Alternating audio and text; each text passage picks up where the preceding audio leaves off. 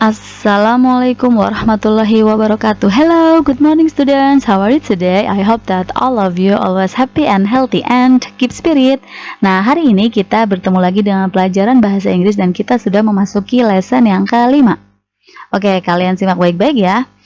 Nah, di lesson yang kelima ini kita akan belajar tentang bilangan bertingkat atau bahasa Inggrisnya ordinal numbers.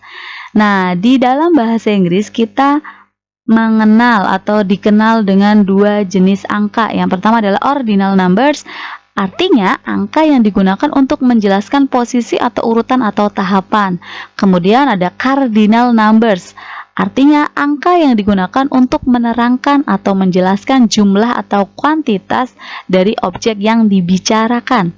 Nah, hari ini kita khusus akan belajar tentang ordinal numbers. Nah, ada perbedaannya supaya kalian tidak bingung, yaitu perbedaan antara cardinal numbers dan ordinal numbers.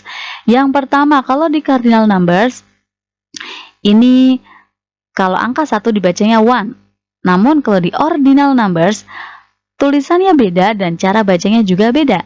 Jadi tulisannya ada imbuhan atau ada akhiran ST-nya di atas kecil, dibacanya first. Kalau 1 di cardinal number dibacanya 1, di ordinal number dibacanya first. 2 itu 2, kemudian di ordinal number dibacanya second. Ada 3, 3, di ordinal numbers dibacanya third. Sampai seterusnya, kalian bisa baca sendiri. Ini cara bacanya keempat berarti fourth, fifth, sixth, seventh, eighth, ninth, tenth. Jadi belakangnya ada th gitu ya, ada th-nya. Tapi agak sedikit hilang gitu. Agak sedikit tidak terdengar. Nah, artinya kalau di cardinal number 1 ya 1, 2, 2, 3, 3. Namun kalau di ordinal numbers ini adalah first, artinya ke-1, ke-2, ke-3, ke-4, ke-5, ke-6, ke-7, ke-8, ke-9, ke-10 dan seterusnya. Oke. Nah, untuk membentuk bilangan bertingkat harus menambahkan sufiks atau sufiks atau akhiran ke angka tersebut. Ya, ini pertama adalah akhiran ST, dipakai untuk urutan ke-1 dan setiap kesekian puluh satu. Contohnya first artinya pertama, 21st artinya ke-21, 31st artinya ke-31. Ada 141 urutan atau tahapan ke-141, dibacanya 121st artinya ke-141. Ingat, di belakangnya, di akhirannya kalian harus menambahkan sufiks ST atau ST. Oke. Nah, kemudian ada sufiks ND atau ND. Itu dipakai untuk urutan kedua dan setiap kesekian puluh dua. Contohnya ada second, tulisannya 2 dan kata dan tulisan ND.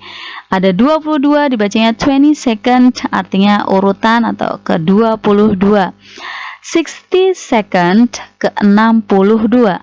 232nd artinya ke-232. Oke. Kemudian ada sufiks RD atau RD, dipakai untuk urutan ketiga dan setiap kesekian puluh tiga.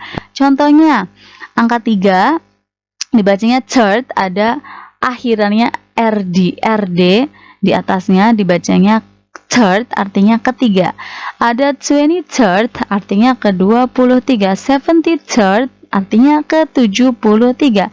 43rd, ke-43. Oke.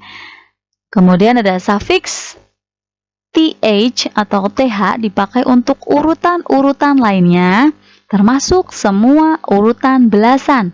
Contohnya, angka 4 dibacanya fourth, ada imbuhan TH-nya atau akhiran TH-nya, artinya keempat. 5 itu fifth, artinya kelima. 6 sixth, ke-6. 11th, ke-11. 12th, ke-12. 13th, ke-13.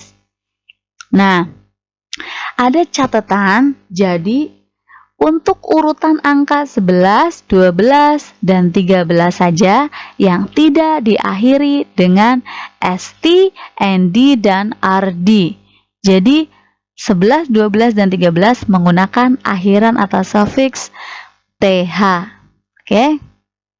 Nah, contoh dalam kalimat anak ke-1, first child. Contoh kalimatnya I am the first child in my family. Contoh yang kedua, ulang tahun ke-27. Next year will be my 27th birthday. Contoh yang ketiga, lantai ke-10. Berarti contohnya I live on the 10th floor of Bengawan Solo apartment. Contoh yang keempat, posisi atau ranking pertama.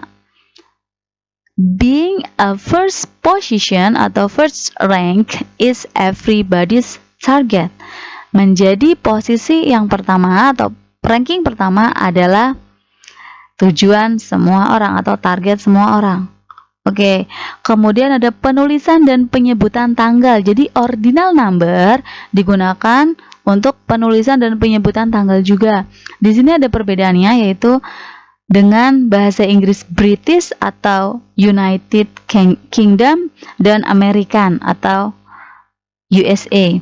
Di sini kalau kita menggunakan British, berarti kita nulisnya the 17th of August 2019. Kalau menggunakan gaya American, tulisannya August the 17th 2019. Oke. Artinya apa sih? Tanggal 17 Agustus tahun 2019. Kemudian contoh yang kedua, 17th August 2019. Kalau di American, August 17th 2019. Kalian bisa baca sendiri perbedaannya. Namun jika kalian mau menulis yang menggunakan British juga benar, American juga benar. Oke? Nah, demikian materi yang Miss Ilma sampaikan hari ini. Semoga kalian mudah memahaminya dan jangan lupa kalian harus semangat belajar. Thank you very much for your attention. Terima kasih banyak atas perhatian kalian. Wassalamualaikum warahmatullahi wabarakatuh.